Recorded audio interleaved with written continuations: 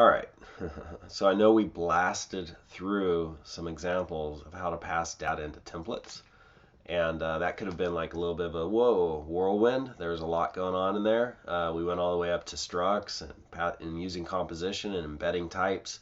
And that was all covered in the introduction to Golang, my programming course, which covers the language fundamentals, all the composition and embedding types and all that. And now we were just showing how do you pass a piece of data into a template.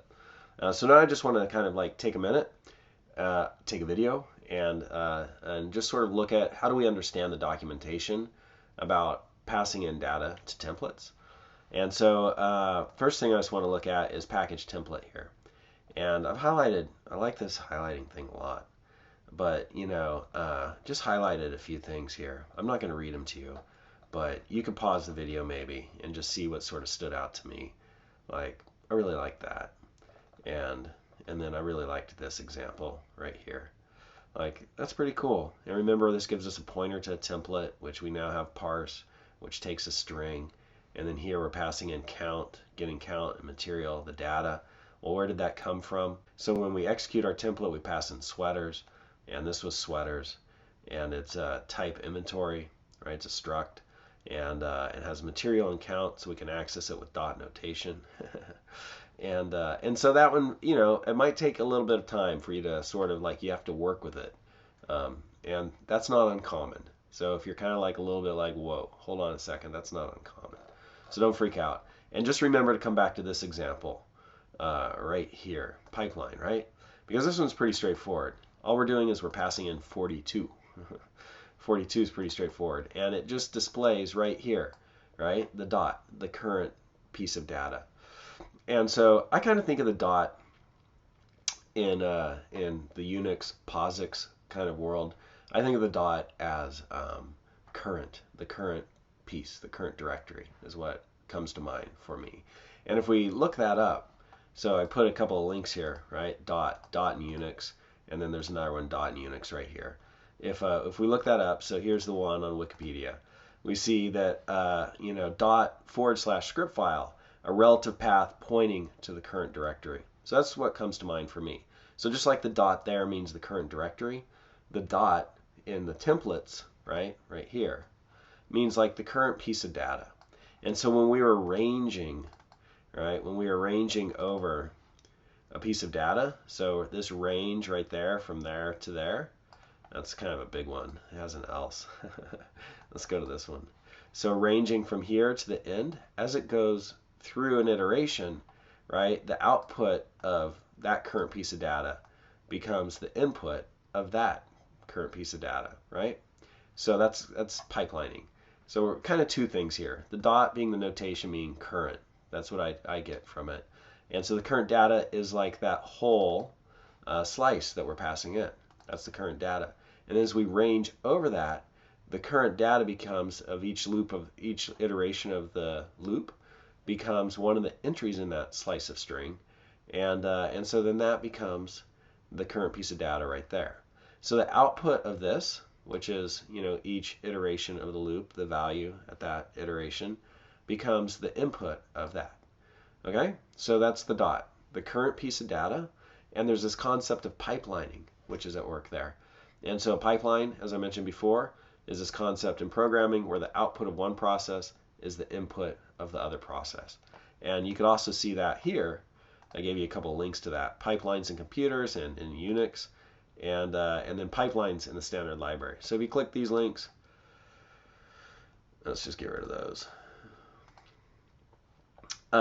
You can read about pipelines in computers, right? And then in Unix.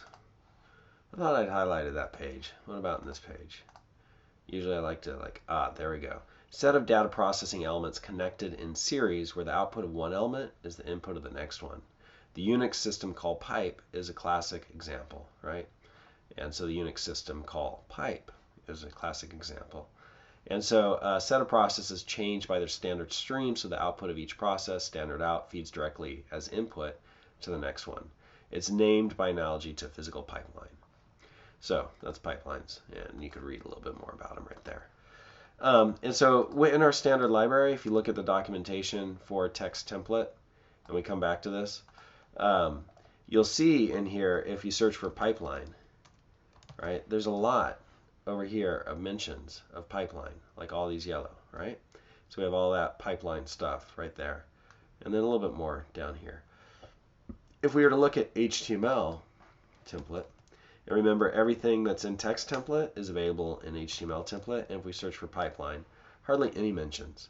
Because pretty much everything that HTML template needs to do with templates, HTML template needs to do with data, right? Sorry, is defined in text template. And so if we look at pipeline here, we see that same thing. Like, well, if we use the curly braces, we could do a comment like that. And pipeline is like the current piece of data. So if pipeline T1 end, right? Whatever the current piece of data is. And so we saw, before we had the range dot, and then, in there we could print it out and end. So, you can kind of look through here and see some of the different ways you could use the range and that kind of stuff. And the pipeline is the concept they've chosen to talk about for, what's the current piece of data. And the output of this data becomes the input of this data. And they're using the dot to represent current. So it's kind of cool. And then it fits in nicely when you have, stuff where you're passing in a struct.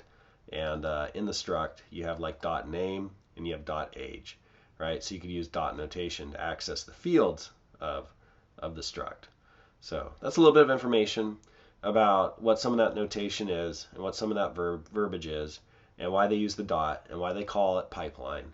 So that when you're reading the documentation, if that's new to you, you understand a little bit of the background and my speculation as to where it's coming from and why they chose the dot and why they chose pipeline to sort of talk about this stuff in here. All right, so it's 11:38, and I think I should get some rest just so I can continue getting well, but we made some headway. All right, we are at file 8, 9. We got through 9, and pretty soon we're going to see some stuff about servers, and then I'll have a challenge for you, and we'll get a Linux server set up and running. So we got some good stuff coming.